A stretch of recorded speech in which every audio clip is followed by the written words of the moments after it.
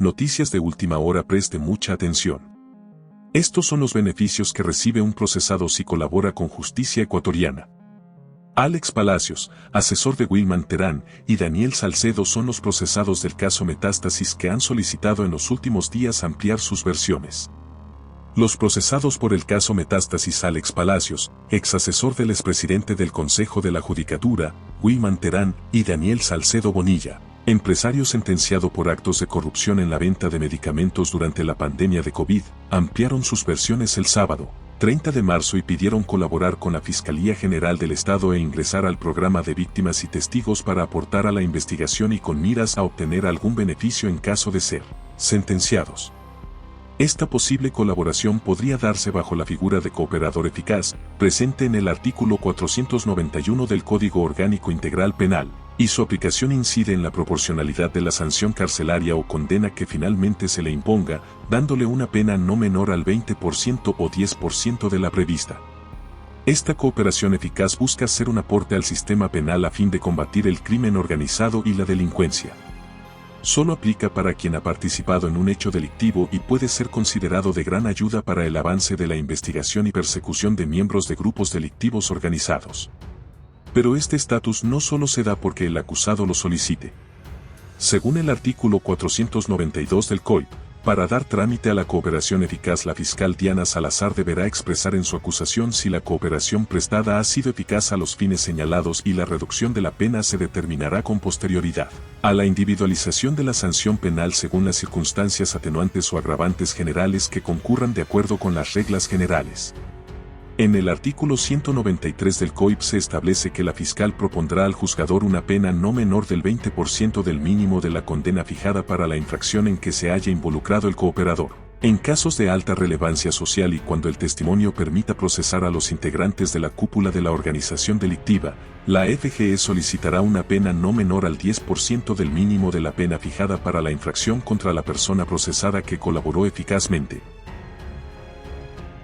Estos beneficios podrán solicitarse también cuando, como resultado de la cooperación eficaz, se permita la ubicación o recuperación de activos, dinero, bienes, efectos o beneficios de origen ilícito, en tenencia o propiedad de otros participantes en el delito o de terceros.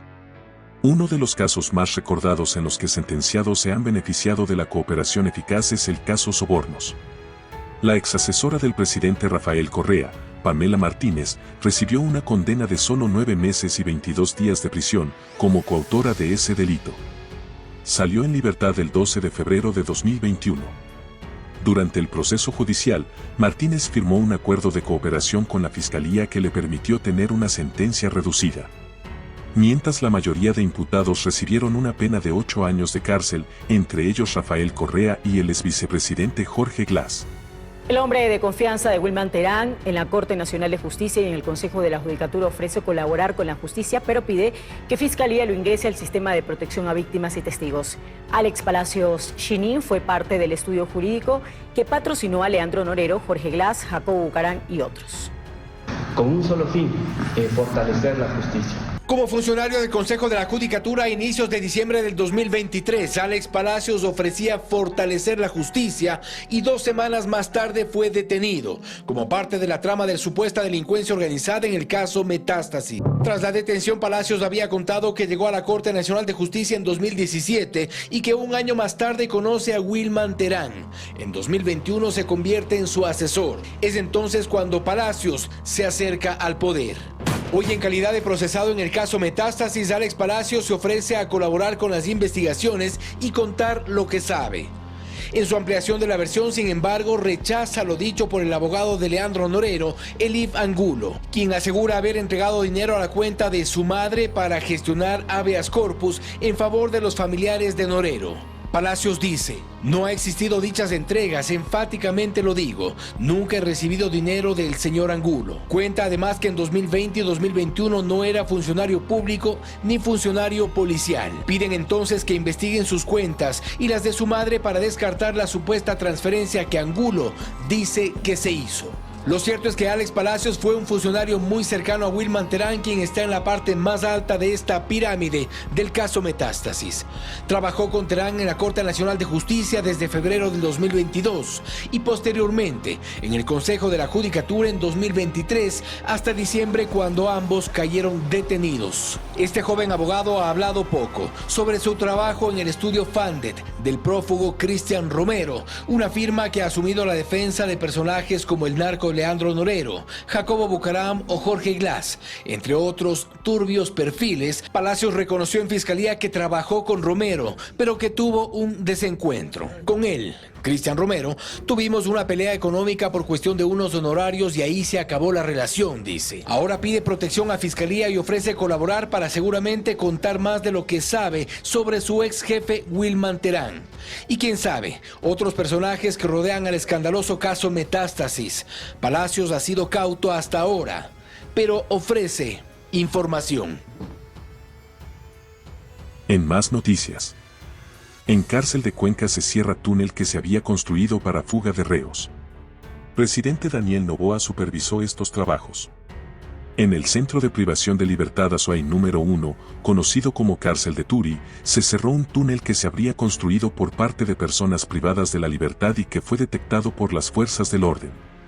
Este lunes, 1 de abril, el presidente de la República, Daniel Noboa, supervisó estas labores de clausura del paso clandestino que se pretendía usarse para el escape de reos, según las autoridades. El presidente y el comandante de la Tercera División del Ejército, el general de brigada Iván Vasconés, recorrieron las instalaciones de la cárcel de Turi para verificar los niveles de seguridad del centro penitenciario. El general Vasconés explicó que la implementación de equipamiento tecnológico ha sido fundamental para precautelar el control dentro de este centro y la detección del túnel construido de manera clandestina hace algún tiempo.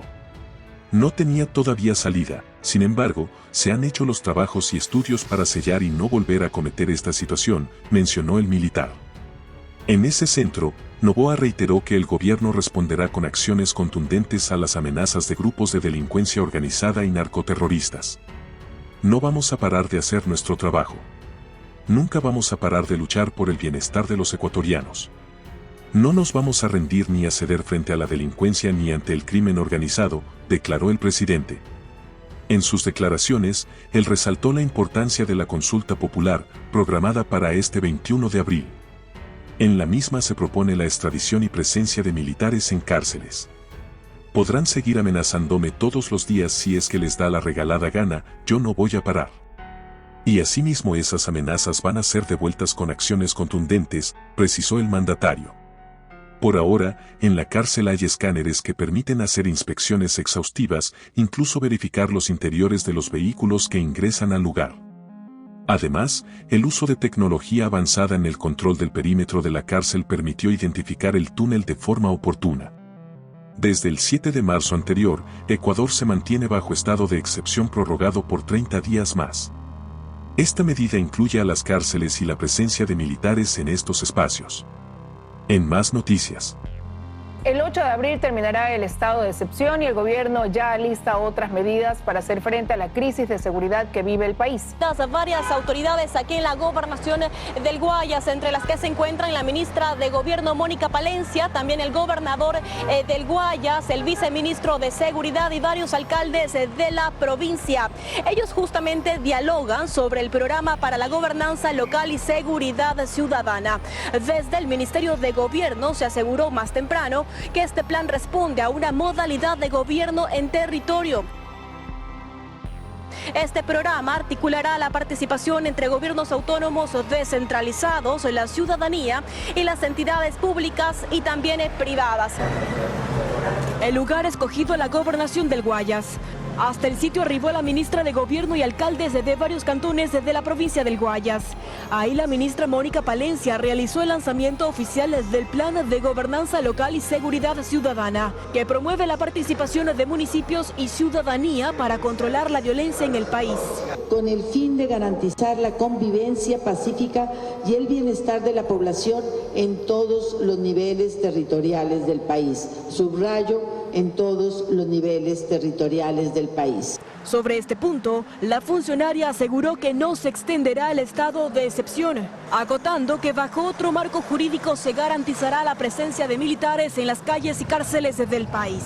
El estado de excepción, por disposición constitucional, no puede tener una prórroga adicional, pero ustedes conocerán, una vez que el presidente firme el decreto correspondiente, exactamente cuáles son esos marcos regulatorios. La representante de la cartera de Estado también se refirió al fin de semana violento que vivió el país y descartó fallas en la ejecución del plan de seguridad Fénix. En 4 meses es imposible que se logren terminar los hechos violentos. La falta de recursos fue otro de los temas tratados en el encuentro. Desde el gobierno se asegura que no se cuenta con los recursos necesarios para brindar la seguridad a los alcaldes del Ecuador. Y es que al menos 45 burgomaestres habrían solicitado mayor protección, se afirmó desde la Asociación de Municipalidades del Ecuador. No es que no haya una respuesta inmediata por parte del gobierno, lo que no hay es suficientes recursos para dar respuesta a todas las peticiones de protección que tenemos. Recursos que se obtendrían tras las recaudaciones del IVA, que desde este 1 de abril incrementó al 15%. El domingo 7 de abril arranca la campaña electoral para la consulta popular. Por ahora hay 10 organizaciones que podrán participar, pero 2 aún tienen recursos en el Tribunal Contencioso Electoral. Efectivamente se acortan los tiempos para los comicios del 21 de abril y la campaña electoral, como ya lo mencionaban, arranca este domingo. Sin embargo, todavía hay 2 organizaciones políticas que aún no han sido calificadas e intentan participar. Se trata de Democracia Sí y Sociedad Patriótica. Les comento además que esta mañana ya el Consejo Nacional Electoral preparó el proceso para el envío de 608 paquetes electorales hacia el exterior. Las 10 organizaciones políticas y sociales que fueron calificadas por el CNE ya se preparan para la campaña por el sí y el no de cara a la consulta popular del 21 de abril. Pero aún hay 2 organizaciones políticas que buscan participar. Se trata de Democracia Sí y Sociedad Patriótica. En el caso de Democracia Sí, el Consejo Nacional Electoral resolvió negar la inscripción de esta organización política